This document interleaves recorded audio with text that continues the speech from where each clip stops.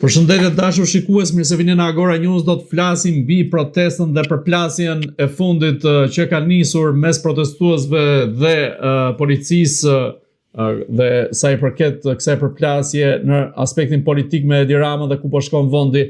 Për të folur për këtë çështje ne kemi të ftuar pedagogun e Universitetit Bujqësor të Tiranës dhe njëherë shkreun e sindikatës së punonjësve të këtij universiteti, zotin Lush Susaj. Profesor, përshëndetje.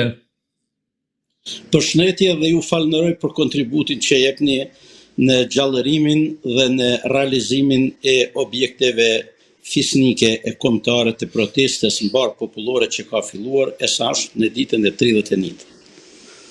Profesor, si e keni parë kalimin e një fazë tjetër të protestës, atë të përplasjes me policinë përballë parlamentit, ashtu siç u pa ditën e djeshme, dhe ndërkohë reagimin agresiv të vetë policisë, por edhe të qeverisë nga ana tjetër? Unë e kam pa me mjaft shqetësim, pavarësisht se kam ditur dhe kam kuptuar që gjithmonë dhunës i paraprin dhe dhunën pothuajse bën të pashmangshme ignoranca i padituri dhe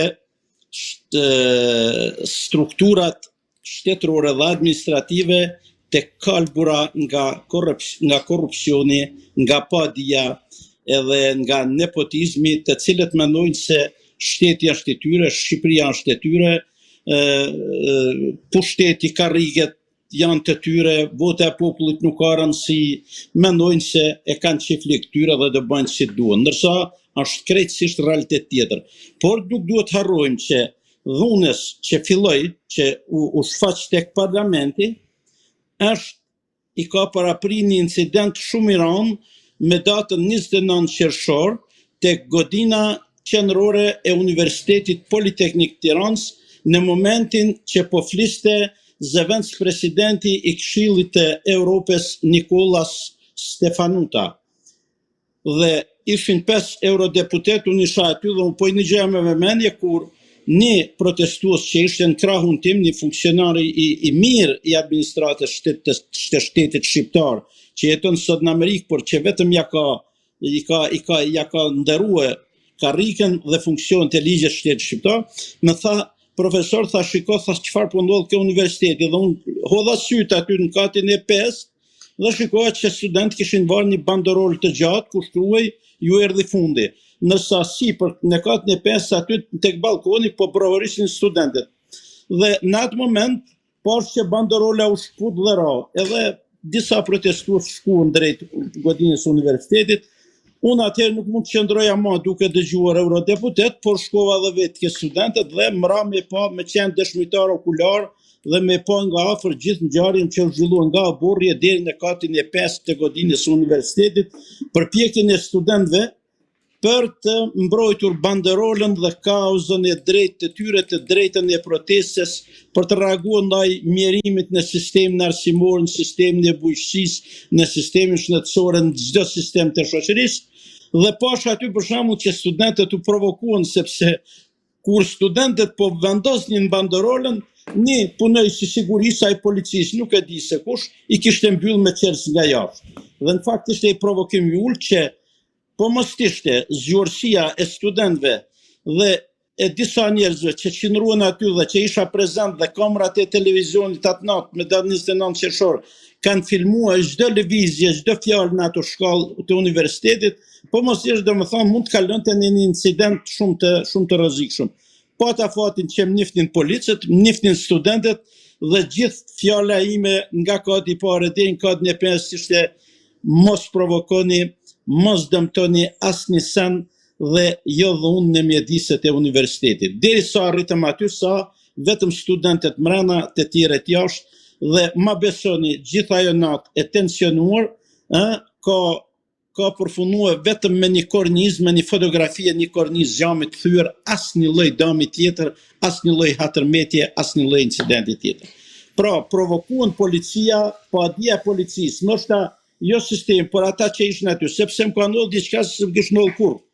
Në katin e 3, kur po qëndroja aty një policë që shoqëronte po zbriste nga kati 5, mundol përballa im nifte më tha profesor, tha, unë tha mua tha po mbjet fikt. I thash mos ki frikë, thash mos ki problem se nuk ndodh asgjë, student nuk prishin asgjë, do të heqim nga mjediset e universitetit qytetarët e jashtëm, ndërsa studentët kur janë vetëm studentët në godin nuk ndodh asgjëja më e vogël.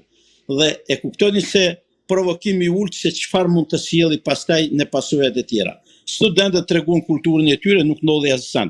Pastaj të nesërmën përsëri tek parlamenti. Protestuesit as kishin gur, as hekura, as leva, as pluma, protest më paqësore, protest më drejt për drejt, protest më sinqert, nuk di që mund të ketë, nuk kam pa që nga viti 1991 e mësot që kam qenë në çdo protestë, unë dal në gjitha proceset që realizohen, të gjitha forcave të policisë, të gjithë drejtorëve, të gjithë deputetëve, të gjithë qeveritarëve, të gjitha niveleve, ti kontribojnë zgjidhjes problemit e jo acarimit të situatës. Ne na duhet zgjidhja problemit. Nëse puna ka ardhur deri këtu, na duhet zgjidhja kontratës qeverisjes në mënyrë paqësore sipas filozofisë europiane të Emmanuel Kantit e jo sipas filozofisë marksiste leniniste ku kundërshtari shihet si armik e duhet azgjësuar. Profesor, si i shikoni arrestimet, sidomos në rastin ndaj Dritan Goxhait, i cili u arrestua në mes të protestës përballë parlamentit, apo tenton qeveria që përmes këtyre arrestimeve të friksojë protestuesit dhe t'i zbraps ata? Tani, shiko se ku vjen puna.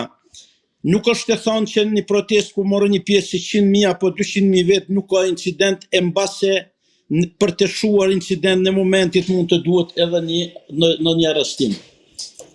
Por, ama, duhet kuptu edhe mirë fakti që shkojnë arrestojnë Dritan Goxhaj në vlla. Ç'pun kanë me Dritan Goxhaj dhe jati ti Dilaver Goxhaj, për mua, për aq sa informacion kam unë si qytetar i thjesht e si protestues i thjesht aty, janë herojt e këtij kombi, i kanë dhënë provat e veta. Ata mund të ishin që të dy të vrarë nga ushtria serbe, sikur se vra dhe Tahir Sinani e Endrit Cara i Kavajs apo qindra dëshmorë të tjerë.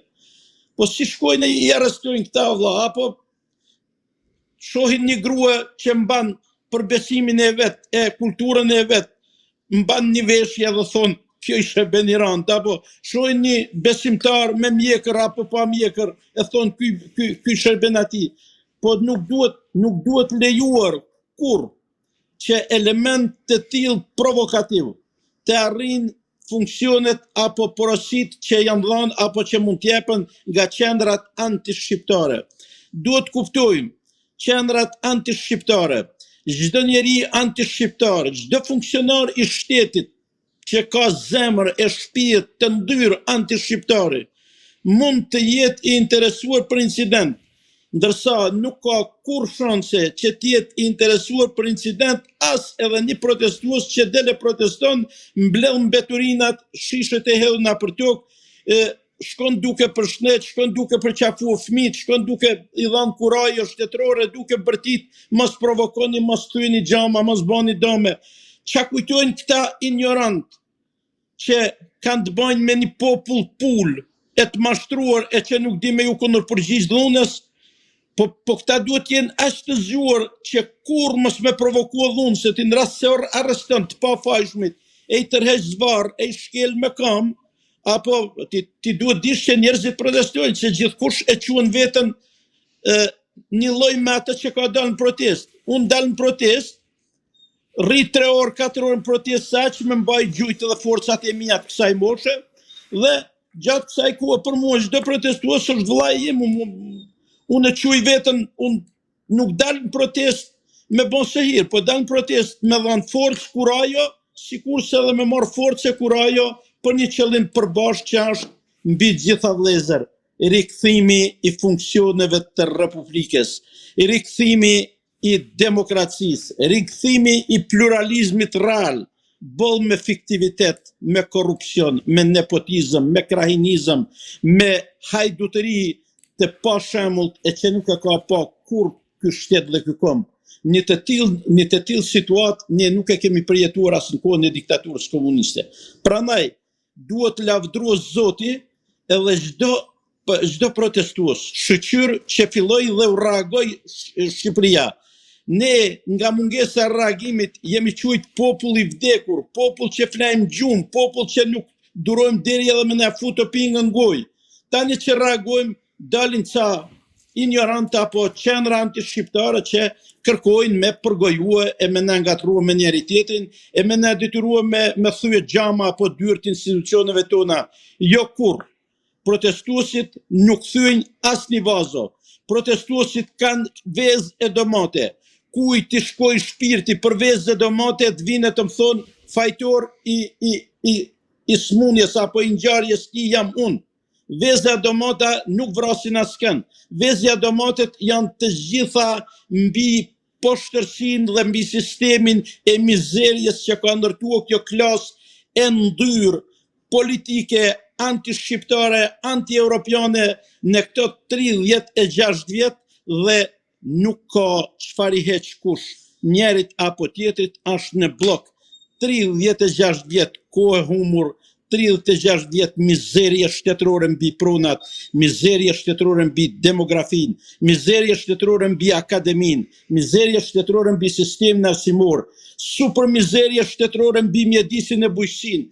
Dhe tani i thuhet prap popullit hesht, duro, rritët të vjell, rritët të marr pronat, rritët deboj fëmijët, rritët rrisht 50.000 lekë në muaj, një bonus, edhe votoni 500.000 pensionist përsëri e më mbanin pushtet. Jo, kjo është mizerie, ky sistem mizerie duhet shembur sa më parë dhe lut Zotin që çdo politikan dhe qeveritar, i majt apo i djathtë, sido që ta cilësojnë veten, të bëhet pjesë e zgjidhjes. Lushuesaj apelon si shqiptar pa ngjyrime politike apo krahilore apo fetare. Ju lutem, nëse flisni shqip apo keni prindrit tuaj shqiptar apo jeni dashamirës të Shqipërisë, kontriboni zgjidhjes reale, paqësore dhe rikthimit të pluralizmit në Shqipëri.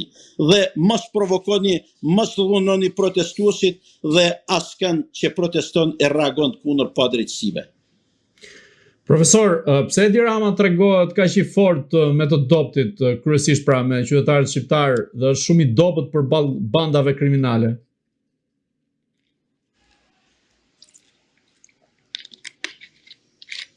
Kryeministri Edi Rama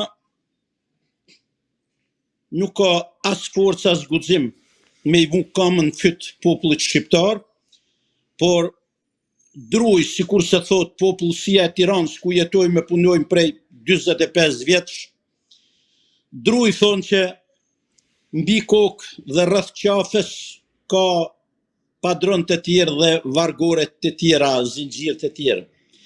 Unë i them kryeministrit Rama, bashkohu me popullin shqiptar dhe do të mbetesh, nuk ja lehtëson popullit shqiptar këtë kapërcyll që e ka të detyrueshëm për ta realizuar. Cikli shoqërore politike shqiptarëve, nëse nuk u realizua si duhet në vitin 1990-92, nuk u realizua si duhet në vitin 2018-2019, duhet realizuar tani dhe sa më gjatë të shkoj pa u realizuar, aq më keq do të jetë për faptet e shtetit dhe të kombit shqiptar. Mua nuk më intereson asnjë kryeministër dhe zyrtar i Shqipërisë i këtyre 36 vjetëve apo i këtyre 85 viteve që nga koha e krijimit të Partisë Komuniste të Shqipërisë, nga Partia Komuniste e Jugosllavisë deri më sot, por më intereson vetëm fatet e popullit dhe të kombit shqiptar. Me intereson gjithçka që ka të bëjë me botën shqiptare dhe me fqinjësinë e mirë në rajon dhe në Europë. Dhe të mos harrojmë në këtë pikë, si europian i vjetër, autokton, den babaden prej 3500 vjetësh në bregdetin e Adriatikut, sepse unë jam nga krahinat e Shkodrës, i ditur se nga janë, jam i përkas fisit Ilirit të Dalmacisë, jam katolik prej 100 vjetësh e 2000 vjetësh dhe e di shumë mirë që ne Europa në donë, nuk na i ka fajet Europa. E di shumë mirë që ambasadat e Europës dhe shtetet e bashkuara të Amerikës na kanë bën shtet, na kanë mbrojtur si shtet dhe në këtë rast kanë lutjen time më të sinqertë që na ndihmoni mos na lëni në kthetrat e sovjeto-bolshevizmit dhe në kthetrat e orientalizmit anadolak e komunist. Përndryshe, kuptojeni o vëllezër të Europës së Shteteve të Bashkuara të Amerikës, që veza e krimit që mbillet, që lind, e që qilet zogj në Shqipëri, do t'i bëj folet në kryeqytetet e Europës dhe të Shteteve të Bashkuara të Amerikës. Unë jam një shqiptar që kam 85 vjet, 3 breza i masakruar nga sistemi i fllihur otomano-komunist, e që e dua shtetin dhe kombin tim, e dua Evropën dhe Shtetet e Bashkuara të Amerikës, dhe që e vuj mbi kurriz çdo ditë mëndzyrën sorosiano-komuniste, persekutimin komunist, edhe tani që po flas, që ndodhem në një zyrë universiteti që s'ka kondicioner, e kam temperaturën 35.6 gradë në zyrë, e vuj çdo sekondë vëllezër, dhe ju lutet vetëm për hir të Evropës, të rajonit, stabilitetit botës, na ndihmoni të heqim qafe një diktaturë që nuk i ka rënjet sot as para 13 vjetësh, por i ka rënjet qysh në vitin 1941, kur filozofia marksiste, leniniste i injektoi në trunk këtij populli për 3 breza me radhë, që kundërshtari është armik, që kundërshtari duhet zhdukur, që pluralizmi politik është armik, që vetëm marksizëm-leninizmi e zhvillon e bën Shqipërinë buzë Adriatikut rezolshon Shqipëria, dhe që e pam se ku qoj 1990-ën, e pam ku qoj 1997-ën, e marksizëm-leninizmi e pam ku qoj 2018-2019-ën, e prap për shqiptarët ju bëj thirrje, zbrisnin sheshet e lirisë, e mos prisni që marksizëm-leninizmi të fitojnë mbi ne, mbi fëmijët tonë që i ka debue, mos fitoj marksizëm-leninizmi mbi ju, o bashkë shqiptare, bashkë kombas të mi të nderuar, që do të na shkatroj se marksizëm-leninizmi dhe orientalizmi në Shqipëri e ka fundin shumë të hidhur, prandaj binin sheshet e lirisë dhe përbuzeni dhunën e mos u përkulni para dhunës. Dijeni mirë që dhunën e nxit frikacaku, morracaku, ignoranti, pisi, debili, anti-shqiptari, ama kundër dhunës duhet qëndrojnë qytetarët shqiptarë, mendje ndritur dhe me zemër të bardhë shqiptari. Ky është problemi jonë që kemi. Europa, ambasadat e Europës dhe Shtetet Bashkuara të Amerikës kanë momentin për të na ndihmuar. Ju lutem na ndihmoni. Mos na lejoni në këtë situatë apokaliptike, sepse e keqja mbi ne është e keqja mbi ju dhe ju e keni pa. Narkotrafikun nuk e kanë shqiptarët, trafikun e drogës nuk e kanë shqiptarët, pastrimin e parave nuk e kanë shqiptarët, vrasjet politike, shoqërore, trafikantëve e tjerë përplasjet mes bandave nuk e kanë shqiptarët. Shqiptarët janë viktima të asaj mizerje se krijuar kur ju përkrahet qeverisjet të një pasnjeshme, nepotike, orientale, hajdutrore e të korruptuara. Profesor, a mendoni se Edi Rama duke dashur t'i godas, t'i friksoj apo t'i kërcënoj përmes arrestimeve, sidomos në rastin e Dritan Goxhait, po i faktorizon edhe më shumë këta element kryesor të protestës, të cilët mund të shndrohen më pas edhe në një formacion politik? Unë mendoj që ka një pamje. E para, dhuna ndaj protestuesve, mua si shqiptar, si intelektual, si njeri që kam pas të gjitha mundësitë e kësaj bote me ik 1000 herë me u stabilizua në të gjitha vendet më të bukura të kësaj bote.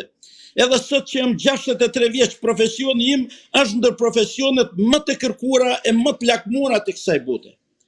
Por që kam vendosur me jetu në këtë vend dhe nuk iku nga ky vend. Për shpirtin tim, për shpirtin e protestuesve, për shpirtin e studentëve që shikoja mram për lotur dhe nuk kam nërmend me lëviz, por kjo pamje e dhunimit të protestuesve mua me turpron. Ata që protestojnë një turpron, çdo shqiptar e proteston se qeveritarët nuk i kemi nga komësitë e tjera, po të gjithë janë produkt i shoqërisë shqiptare, pavarësisht se ku i shërbejnë.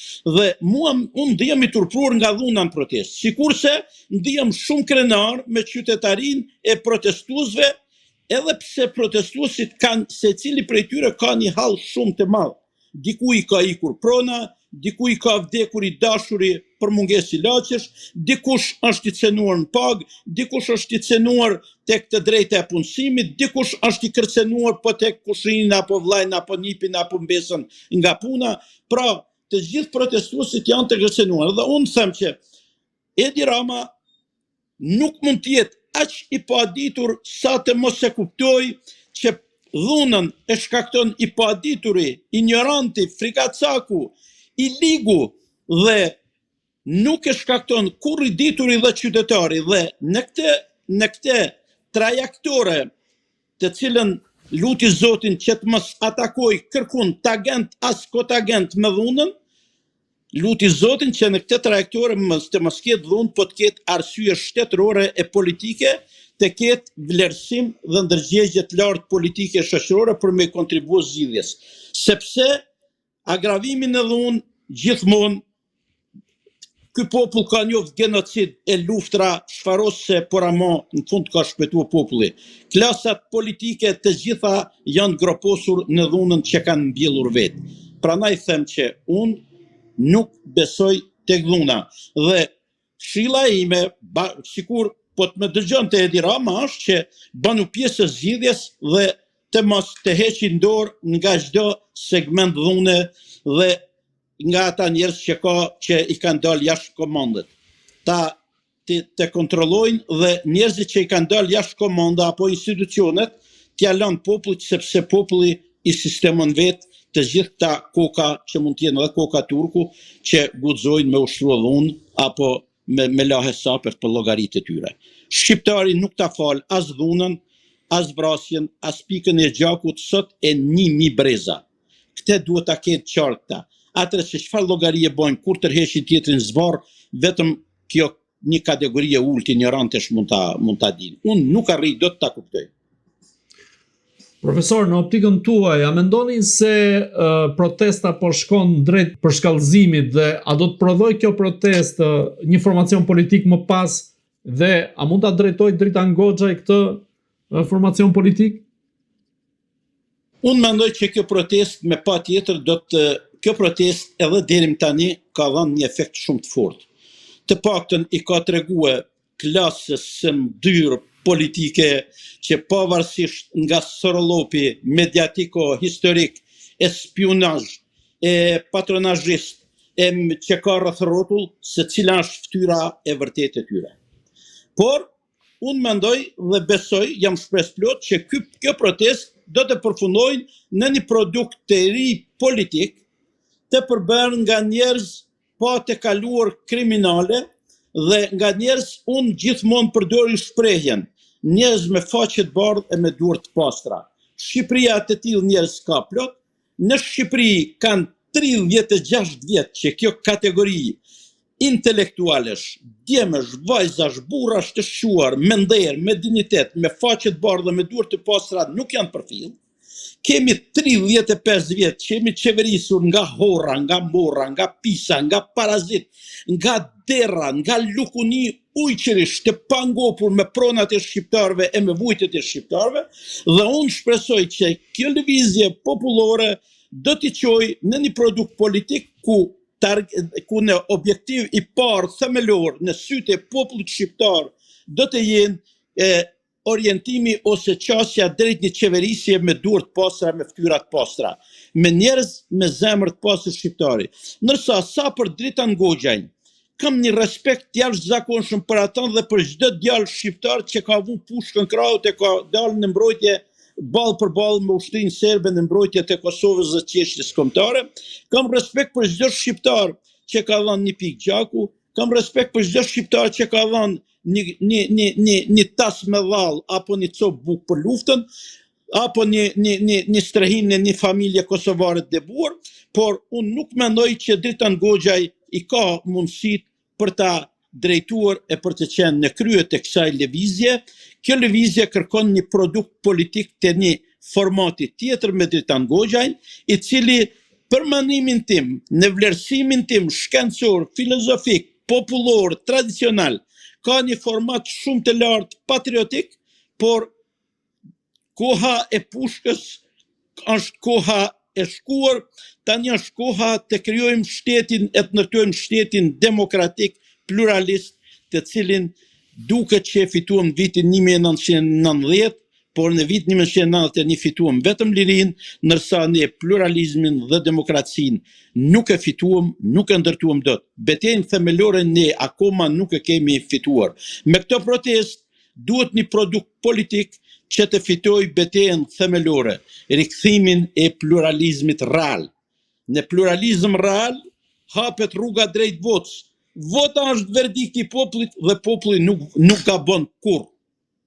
Sipas marksizm-leninizmit, populli është numër i pambarimtë i zerove që merr vlerë kur i vihet nishi, që është një marksist-leninist i qelbur, ndërsa sipas filozofisë europiane, amerikane, botërore, populli, demokracia, lëvizjet fillojnë nga poshtë dhe gjithmonë finalizohen përmes një prurje nga poshtë mbi bazën e kontributeve dhe vlerave të larta morale dhe atletare. Mund të kesh edhe vlera të larta atletare, por je i paditur. Atëherë unë besoj gjithmonë në një prift që është pushkatuar nga regjimi i Fllishur Enverhojës, është atë Gjon Shllaku që ka përkthyer Homerin dhe Iliadën, dhe kur thoshte ka shkruajt 1937-ën, një njeri pa ditur nuk mund të jetë kurrë atletar. Tani na duhen atletar, po na duhen atletar të ditur.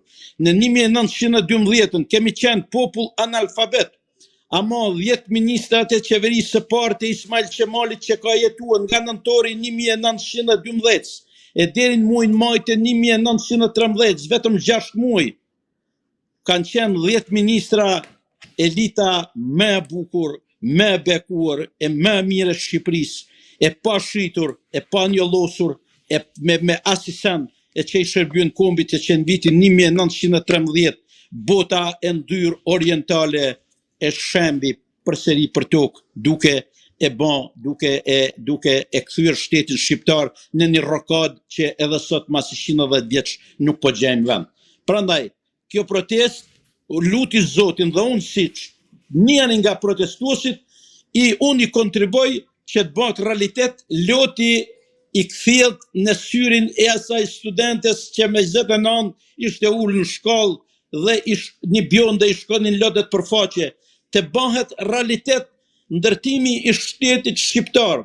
Nuk më duhet as një ditë burg për askën, më duhet vetëm shteti funksional i Shqipërisë që të sekuestrojnë krejt pasurinë e vjedhur shqiptarëve e të vjetë në dispozicion të shtetit shqiptar. Shteti shqiptar nuk është shtet i varfër, shqiptarët nuk janë të varfër, shqiptarët janë të vjedhur, shteti shqiptar është i vjedhur. Prandaj, zgjidhja një shtet me durë të pasura, me fytyra të pasura, është shpresa e jeta për Shqipërinë. Mos harroni, është shpresë nder dhe dignitet dhe për Europën dhe për Shtetet e Bashkuara të Amerikës. Çdo qerr dhe krimi e mbjellur në Shqipëri është kriminalitet në Europë dhe në Shtetet e Bashkuara të Amerikës. Unë i bëj thirrje ambasadës Shtetit të Bashkuara të Amerikës dhe gjithë vëllezërve të Europës. Ju lutem, mos na tradhtoni në këtë moment historik. Na ndihmoni të heqim qafe mizerien e një qeverisje despotike, orientale, krahinore, të pashemullt në historinë e Ballkanit e të Evropës.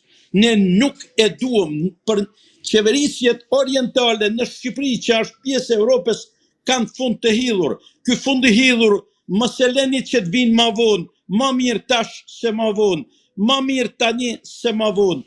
Kur s'kemi për qenë në këtë kondicion historiko-shoqëror për t'i dhënë fund mizerjes së qeverisjes despotike, hajdutrore e të korruptuar të këtyre 36 vjetëve, por që themelet embrionin e ka në vitin 1941, kur komunistët serbë krijuan Partinë Komuniste të Shqipërisë në mes të Tiranës, duke vrarë rreth 2000-3000 intelektualet më të mirë të Shqipërisë në atentate komuniste. ashtu si që veprua dhe 90-92 që u debuën elita me mirë, jo përmes anjeve, përmes ambasadave, u rinjallë dhe një farë elitë në 2018-2019, ju lutëm kontriboni që Shqipëria të bëhet pjesë e Europës e jo të ngelemi një oazë i të çmendurve dhe i krokodilave të korrupsionit.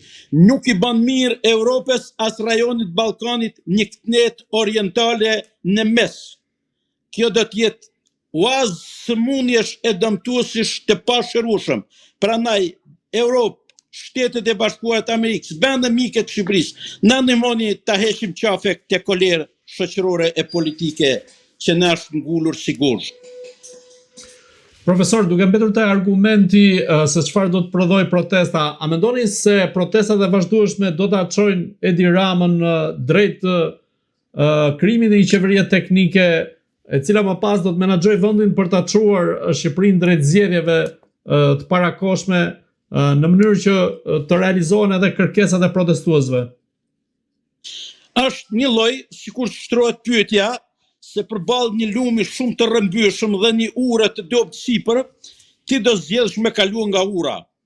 Jo vetëm Edi Rama, po çdo drejtues politik, çdo njeri që është produkt politik dhe që mund ta quajnë vetëm produkt politik shoqëror, nuk ka rrugë tjetër përveç se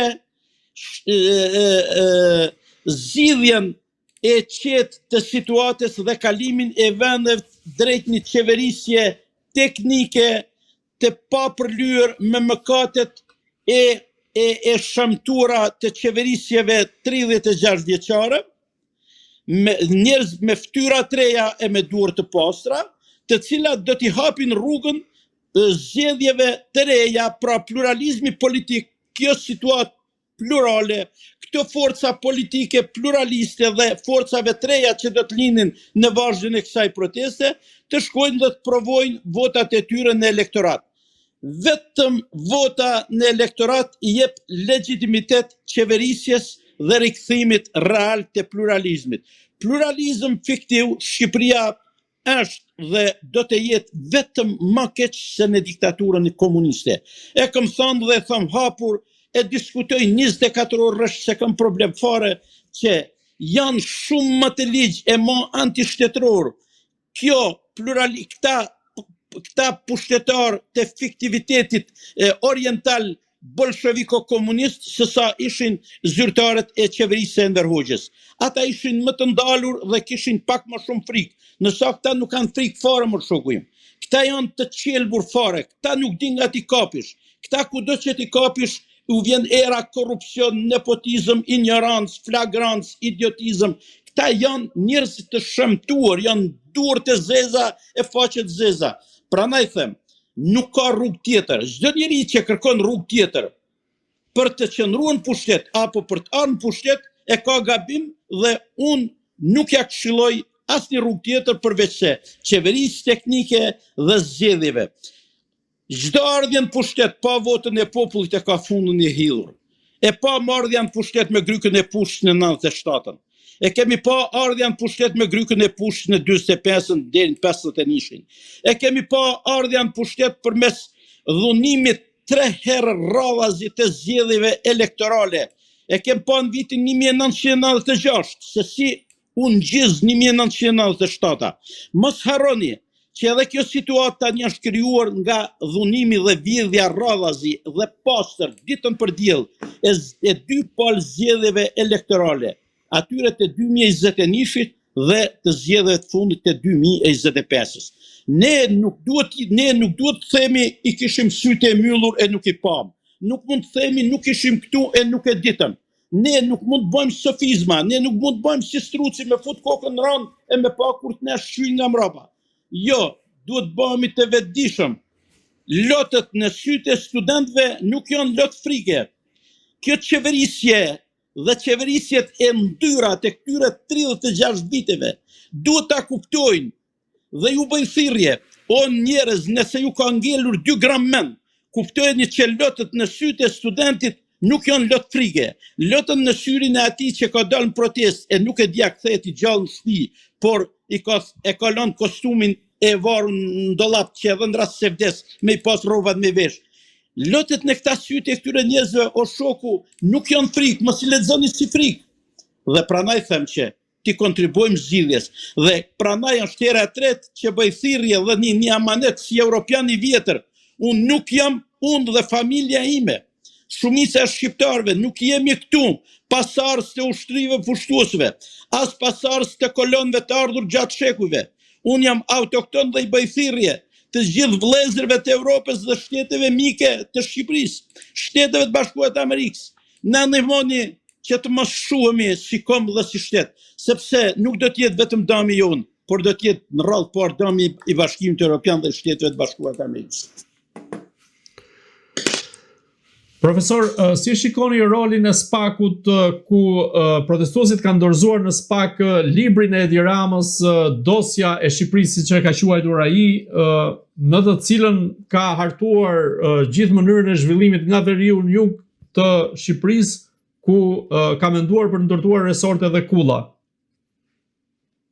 Nëse ty t'i lidhim ka me duar edhe gojën, pastaj t'i fusim letë dorë në gjep e të morrim qatë kesh në trup, në gjep portofole, gjithë letra. Mos harrojmë SPAK-u, po përpiqet me bën diçka, por SPAK-u pseudo reforma në drejtësi u ka qysh në fillim dhe nuk u la, ajo vërtet u financua nga Amerika, vërtet u financua nga vendet e Bashkimit Evropian, por produkti i saj u kompromentua gjatë rrugës dhe SPAK-u nuk është në ditët e veta më të mira, as në ditët në funksionet e veta.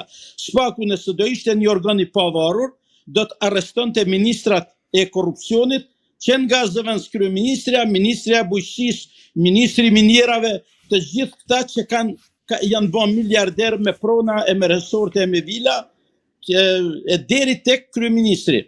SPAK-u duhet vepronte. Derisa nuk vepron, unë nuk kam besim, por kam besim në një gjë, se thot një fjalë urtë mirditore, njeriu ka 200 lidhje me Zotin e me mjedisin, dhe sikur një në 200 lidhje të funksionoj jeta e njeriu prap ka shpresë në ringjallje. Unë mendoj prap që lidhja e SPAK-ut me Shtetet e Bashkuara të Amerikës është e gjallë. Lidhja me qendrat e politikës së Bashkimit Evropian është e gjallë. Dhe për shkak të kësaj lidhje unë mendoj në ringjalljen e SPAK-ut. Por deri tani SPAK-u ka bën një vrim nuj, sikur se thonë qytetarët, dhe ne jemi këtu pikërisht se nuk veproi SPAK-u. Sepse nëse në Greqinë fqinje 7 deputet u morën për ndjekje penale se vallën fondet e IPARD-it, në Shqipërinë e varfër e të mirë që u vallën fondet e IPARD-it dhe gjitha fondet e adresuara për bujqësinë nga buxheti i shtetit, nuk është arrestuar askush vëlla. Prandaj unë po marr bujqësinë që e njoh mirë, sikur se njoh edhe arsimin që e kanë shkatruar totalisht, e kanë kap, po e vdesin në kthetrat e politikës së ndyrë shqiptare, po vdesin shkollën shqipe, dhe prandaj edhe në atë protest mram kam pa pankartat ku thoshin rroft shkolla shqipe, rroft universiteti, dhe mua për këto më bëhet zemra mal, se unë nuk kam thoj, nuk kam grushke, unë nuk dhunoj askan, nuk fyj askan, por me të thënë të drejtën, unë mendoj që SPAK-u duhet të rifitoj besimin e publikut dhe mendoj që do të rifitoj vetëm fal lidhjeve akoma të pavdekura me Shtetet e Bashkuara të Amerikës dhe me vendet demokratike të Bashkimit Evropian. Profesor, dhe i pyetja e fundit, nga mënyra se si po i qaset protestës Edi Rama, duket se nuk ka ndërmend të largohet lehtë. Ju si e parashikoni fatin e tij? Unë mendoj dhe shpresoj edhe uroj që Edi Rama të bëhet pjesë e zgjidhjes, çdo socialist që e ka mbështetur me sy hapur apo me sy mbyll të bëhet pjesë e zgjidhjes. Kjo zgjidhje shërben gjithë Shqipërisë pa dallime politike, krahinore, fetare, ku di unë. Prandaj unë mendoj, ama jam i bindur që çdo njeri apo çdo sistem, çdo politik që është munduar për ta sunduar nga lart në mënyrë marksiste popullin, nuk ja ka arrit dot, nuk do arrijë as kësaj radhe, e unë nuk ja uroj këtë provë të hidhur Partisë Socialiste, as qeverisjes së saj, e as atyre që flasin në emër të Partisë Socialiste. Profesor, unë ju falenderoj që ishit në Agora News. Edhe unë të falenderoj shumë, e ndjes për lidhjen e internet, se kemi shumë dob, jemi me 3G e me ca telefona që nuk i kena as të mirë, sepse pagat tona dihet si janë. Të dashur shikues, bashkë do shihemi në intervista të tjera, por mos harroni të bëni subscribe në kanalin tonë në YouTube.